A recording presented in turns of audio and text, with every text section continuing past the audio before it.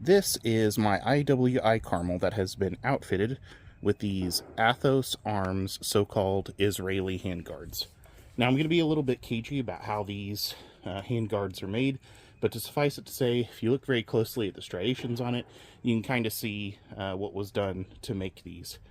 This is really, realistically, a very simple cosmetic project that Athos Arms did, and you can find out more on their website.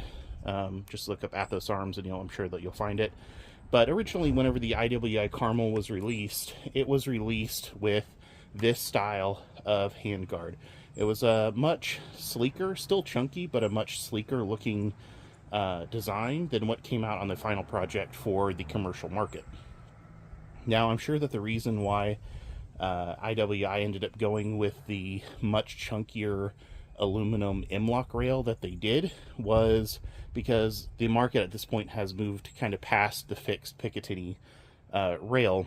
But in the process of deleting this handguard and going with the commercial version of the handguard, they kind of eliminated what looked nice about the Carmel rifle to begin with. And I think that's really the biggest issue whenever you look at the Carmel, is basically this gun is, from a design aesthetic standpoint and kind of thought process standpoint, sort of an early mid-2000s future soldier type gun. Like if you came up like I did, playing a lot of games, first-person shooters and third-person shooters, where the future rifles all looked like Marine guns, and by Marine I don't mean unit, military division, I mean boat and fish, then you might actually also appreciate that kind of aesthetic as well.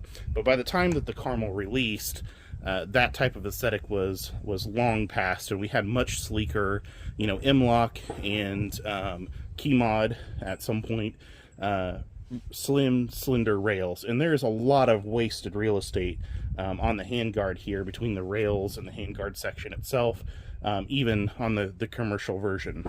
This project kind of restores the original look of the gun, and to me makes it look a lot nicer.